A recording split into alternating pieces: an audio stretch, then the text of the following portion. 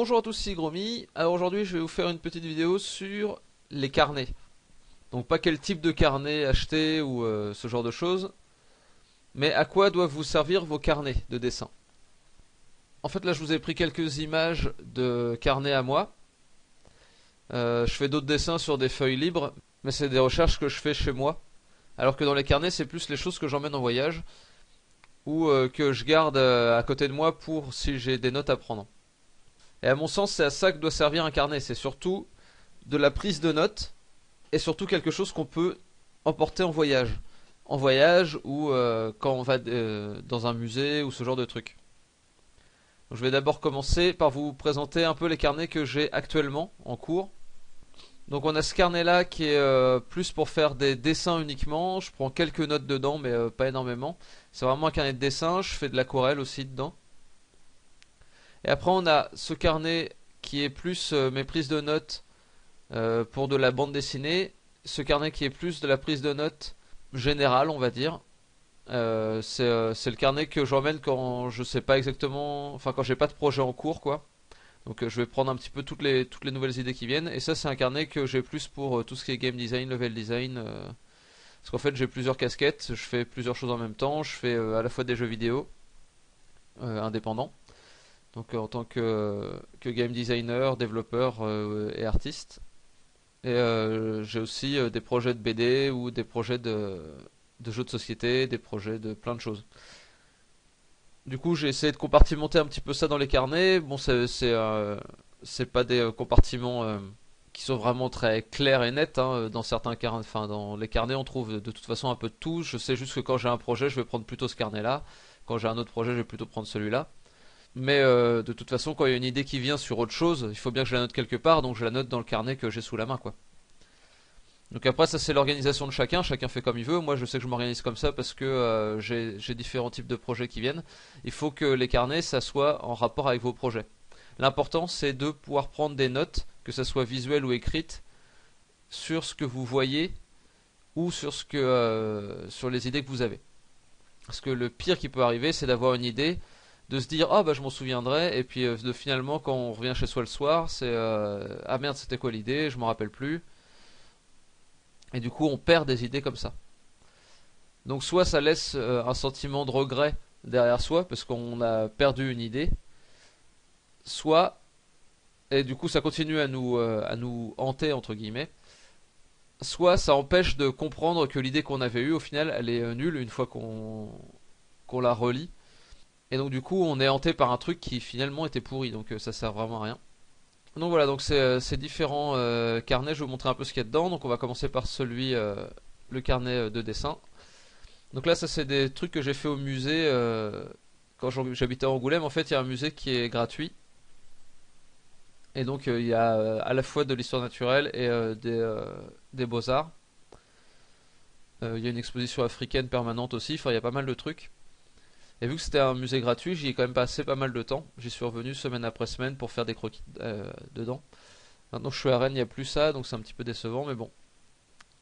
Donc voilà, là, vous voyez, je faisais en règle générale le trait sur place et la couleur je la rajoutais en revenant à la maison. D'où l'intérêt de comprendre d'abord le volume et de placer quelques indications de lumière.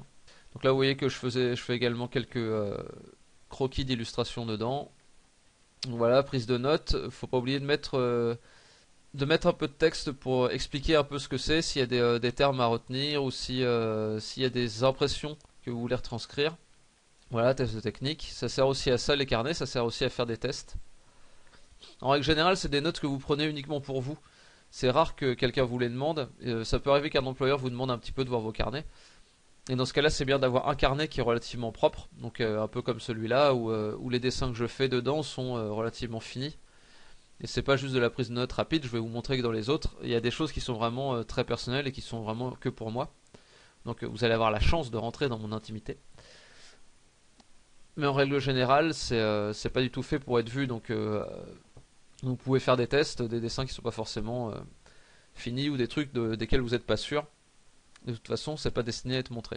Vous voyez toujours de la prise de notes sur les choses qui sont au musée. En même temps, là j'avais vu un gars qui avait une tête un petit peu dans ce style-là, je l'ai un peu caricaturé. Donc toujours des prises, c'est toujours des prises de notes au final, parce que ça c'est des prises de notes mais sur des gens que j'ai vus. Donc voilà, des dessins un peu plus poussés. Donc pareil, ça c'est une prise de notes d'une fille que j'ai croisée en ville. Là c'est une étude d'une de mes pluches d'enfance. Donc là après un musée d'histoire naturelle à Rouen, donc pareil j'ai pris des notes sur des squelettes. On peut les pousser plus que ça, hein, les dessins, c'est juste que moi je fais de la prise de notes vraiment rapide. Donc voilà, se concentrer sur la forme. Donc là pareil, une tête de personnage que j'essaie de retravailler de différentes façons pour essayer de trouver un personnage. Au final ça n'a rien donné, mais bon, c'est pas très grave. Et donc voilà, là on passe à un carnet qui est déjà un peu plus rough, on va dire. C'est vraiment de la recherche pure et dure. Là je cherchais des formes pour des sprites pour un jeu. Donc j'avais le concept du personnage, qu'est-ce qu'il devait faire. Donc là c'est un ennemi en l'occurrence qui se balade, qui ne s'arrête pas quand il y a un précipice ou quoi que ce soit. Donc je voulais en faire quelque chose d'aveugle. Au début j'avais une idée de base de quelque chose de plus insectoïde. Enfin voilà, j'ai pris pas mal de notes.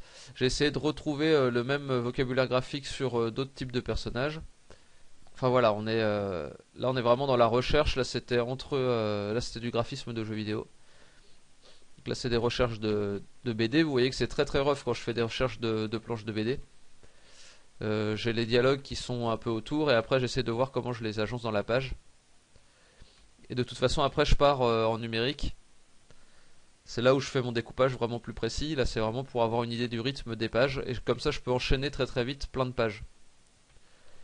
Donc là c'est des recherches pour une créature dans une BD aussi, dans un projet BD. Donc ça c'était les premières recherches. Là on a les suivantes. Là on en a une qui est un peu plus aboutie. Donc vous voyez là je fais des recherches qui sont un peu plus poussées. Là c'est au feutre Tria, mais ça peut marcher avec n'importe quel type de feutre. Le problème c'est que sur du papier comme celui-là ça traverse. Du coup je suis obligé de travailler une page sur deux. Donc là je cherche les formes globales de la créature. Une fois que je les ai trouvées je définis un peu plus précisément ce que c'est. Là je définis un peu mieux sa tête. Donc en fait là je faisais le crayonné entre guillemets au feutre gris relativement clair. Et après j'ancrais directement par dessus. Voilà, toujours des recherches pour le même projet BD. Encore la même chose. Donc vous voyez là, je fais des recherches à la fois sur le look général du personnage, sur son visage, sur des éléments distinctifs de vêtements. Là, en l'occurrence, c'est le bandeau qu'il a sur l'œil. Un peu de gestuelle. Enfin, vous voyez, c'est vraiment des prises de notes qui vont relativement vite. Mais j'essaye de détailler un peu le personnage, de le creuser un minimum. On peut le faire en numérique, mais là en l'occurrence j'étais pas chez moi, du coup je voulais travailler ce personnage là quand même, et du coup je le faisais sur papier. Il faut avoir cette capacité de travailler quel que soit le médium, parce que vous n'êtes pas forcément toujours avec votre ordinateur ou avec quelque chose qui va vous permettre de faire le dessin parfait. Enfin, vous n'avez pas forcément beaucoup de matériel quand vous êtes en déplacement. Du coup il faut être capable de quand même capter le moment où vous allez être inspiré, le moment où vous allez avoir du temps pour travailler tel ou tel élément. Donc il faut toujours garder un carnet avec soi et un minimum de matériel. Vous voyez là j'avais juste un stylo, du coup j'ai travaillé les choses comme j'ai pu. Là c'est de l'étude d'environnement, savoir un petit peu comment vit ce personnage, où est-ce qu'il va pouvoir rentrer, sortir, pour pouvoir faire de la mise en scène par la suite. Donc, vous voyez que là je prends également des notes uniquement écrites. Là c'était pour le début des IM Daily, il me semble. Voilà, toujours des notes visuelles. Également des notes pour du jeu vidéo. Là, c'est des notes principalement écrites, mais j'essaye d'indiquer toujours des petits dessins. Enfin, pas toujours, mais quand je peux, quand il y a quelque chose qui peut passer par le visuel principalement, euh, j'hésite pas à faire du croquis. Donc là, ça c'était carrément dans le bus. Vous voyez que là, le trait est tout tremblant et tout. C'est directement au stylo. Et l'idée c'était de prendre des notes un peu sur la façon dont sont attachés les différents éléments ensemble. Quelques petits éléments de détail comme ce truc là qui est une sorte de triple spot. En fait ça c'est des éléments qui peuvent resservir par la suite si je veux dessiner un véhicule ou si je veux dessiner un bâtiment où il y a des différents tubes de métal qui vont être agencés les uns avec les autres. Je sais que ce genre de fixation ça fonctionne bien. Donc c'est des notes visuelles toujours à garder. C'est plus des notes de design là en l'occurrence. Et vous pouvez faire ça pour plein de choses. Vous pouvez partir dans tout votre appartement et prendre des notes sur tous ces éléments-là. Enfin, tous les éléments, les charnières des fenêtres, voir comment c'est fait, les poignées de porte, les poignées de fenêtres, si vous avez des rideaux roulants ou ce genre de trucs. Il y a tout un tas d'éléments que vous pouvez noter comme ça visuellement. Et ça va vous rentrer dans la tête, ça va vous permettre de redesigner des choses plus précises par la suite ou de les adapter à autre chose plus tard, à d'autres technologies, à d'autres trucs comme ça. Ça permet également d'avoir toujours le cerveau en ébullition. Et ça vous donne l'habitude d'observer les choses plutôt que de juste passer à côté, de les regarder sans les voir. Donc là, c'est de la prise de notes sur une conférence que j'avais été voir. Donc c'est pareil, les carnets, ça sert aussi à ça. Ça sert à garder des traces de choses que vous avez entendues. Et même si c'est pas toujours sur des carnets, mais j'essaie de toujours garder des notes quand je regarde une vidéo ou quelque chose comme ça sur le net, de garder des notes écrites qui vont me permettre après de resynthétiser les choses, que ce soit pour vous les expliquer ou alors pour m'en souvenir tout bêtement. En l'occurrence, c'était une conférence qui n'avait pas grand chose à voir avec le dessin. Donc là, ça c'est pareil, c'est un projet de jeu de cartes que j'ai. Et donc du coup, je cherchais un style graphique pour les cartes. Et là, j'étais vraiment en déplacement, j'avais juste un stylo et je voulais juste capter rapidement deux gamins que j'avais vus dans la rue. Donc c'était surtout celui-là et celui-là. Du coup, après, j'avais essayé de l'étendre à un troisième personnage. Mais là, ouais, essayer de trouver un style assez enfantin. C'est de la recherche de style aussi. Ça, je l'avais continué après de façon numérique. Donc je vous montre un peu tout ça parce que je poste pas grand chose sur le forum en ce moment sur ma façon de travailler. Parce que c'est pas mal de projets qui sont en cours et que je montre pas forcément publiquement. Voilà, ça c'est des idées de planches de BD que j'ai jamais faites, mais vous voyez, c'est rapide, c'est des pages en 6 cases. Là c'est une liste, c'est pareil quand je vois des choses qui m'intéressent. En l'occurrence, c'était une exposition avec des photos d'animaux marins. Du coup, j'ai noté les noms de ces animaux-là pour pouvoir retrouver les références après sur internet. Et là, c'est pareil, là j'avais trouvé, ça c'est le nom de l'association qui faisait l'exposition. Et donc là, ouais, c'est un nom d'éditeur que j'avais vu en magasin, et donc du coup, je voulais m'en souvenir pour pouvoir leur proposer des choses par la suite.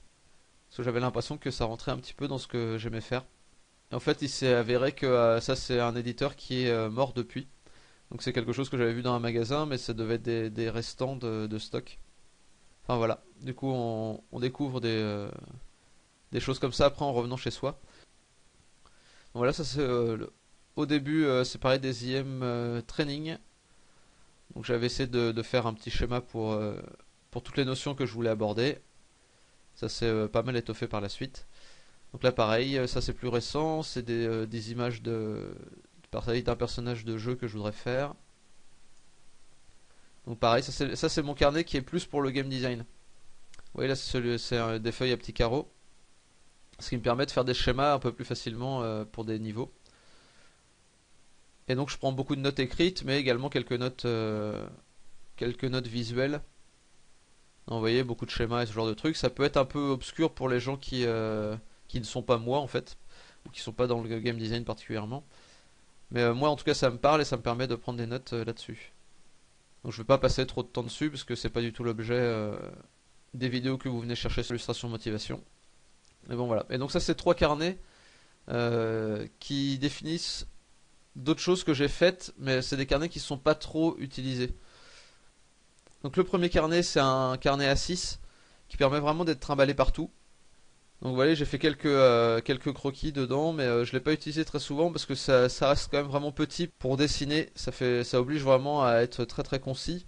Ça peut être utile pour prendre quelques notes, mais au final, ouais, je m'en suis plus servi dans des conférences. Là, c'était dans le workshop de Café Salé. En l'occurrence, c'est là-dedans que j'ai pris des notes parce qu'il était vraiment petit. Ça permettait d'être assez à l'aise pour prendre des notes, alors qu'il n'y avait pas énormément d'espace. Donc voilà. Après là, j'en avais profité pour faire quelques recherche autour d'un logo pour mon pseudo. Au final, tout ça m'avait paru un peu trop graphique et j'avais choisi celui que j'ai maintenant avec ma tête de personnage, qui me semblait plus correspondre à ce que je voulais faire passer par l'univers Gromy. Et donc ça c'est mon carnet de brouillon, ça c'est ce que j'utilisais avant mes livres de brouillon que j'ai là qui sont avec un papier uni. Et là, vu que c'était que de la prise de notes, et c'était principalement dans ma période game designer, le fait qu'il y ait des carreaux, c'est pas gênant en fait. Et c'est juste des cahiers qui coûtent pas cher, donc du coup, je pouvais prendre plein de notes dedans sans que ça soit vraiment gênant. Ça me coûtait très peu cher en papier, c'était du papier que je pouvais gaspiller entre guillemets. Et vu qu'il y avait des lignes, ça me permettait aussi d'écrire beaucoup de choses dedans de façon claire et précise. Il y avait aussi des grands carreaux, ce qui me permettait de faire des schémas qui seraient un peu plus précis pour quand je reviendrai chez moi. Parce qu'en fait, à cette période-là, j'avais beaucoup de transport, j'étais en train, et du coup je prenais toutes ces notes-là pendant que j'étais dans le train. Ça me permettait de continuer à mettre à profit ce temps-là, qui était donc pas du temps perdu. Et donc le dernier carnet, si vous voyez sur cette page-là, c'est un cahier qui a une couverture un peu rigide, et à l'intérieur c'est des feuilles de papier craft. Donc c'est des feuilles qui sont pas blanches, ce qui permet de dessiner à la fois en noir et avec des rayons de blanc. Donc là-dedans j'ai juste fait quelques BD, assez rapides pour mon blog, juste 2 3 dessins, mais c'est vrai que je l'ai pas trop poussé, et, je l'ai un peu abandonné dans un coin. Mais c'est vrai que ça m'intéresserait de le reprendre. Après le problème c'est que ce papier là il est un petit peu brillant, et que le crayon accroche pas bien dessus. Ce qui fait qu'on peut pas trop le retravailler au crayon blanc, contrairement à d'autres cahiers où le papier est un peu moins lisse, où on peut travailler plus facilement au crayon blanc et crayon de couleur dessus, ce qui peut être vraiment intéressant avec ce genre de papier. Donc voilà, après on revient au début du slideshow. Donc j'espère que vous avez vu un petit peu, en tout cas moi, comment je me servais des carnets. Après chacun a un petit peu sa sauce, mais c'est quelque chose qui est important d'en avoir toujours, et on a toujours des tonnes d'idées à noter, enfin en tout cas c'est mon cas, et en l'occurrence moi c'est un petit peu la chose que je voudrais enseigner, c'est former les gens à devenir des concepteurs, des créateurs, et pour ça, à mon sens, prendre des notes c'est super important, et avoir toujours le cerveau en ébullition c'est important aussi, et les carnets aident à ça. Du coup voilà, j'espère que cette vidéo vous aura été utile. Et donc j'espère que cette vidéo vous donnera envie de remplir des carnets plus que d'en acheter. J'espère que... enfin, si vous en avez pas, vous pouvez toujours en acheter évidemment. Donc je vais pas parler principalement de technique, je vous ai juste montré l'étendue de ce que moi je mettais dans mes carnets. Après vous pouvez certainement mettre des tonnes de choses qui sont autres, ou vous concentrer juste sur certains types de choses. Mais en tout cas j'espère que ça vous aura inspiré. Je vais vous souhaiter une bonne journée, je vous dis à demain pour une prochaine vidéo. Et dessinez bien, allez salut!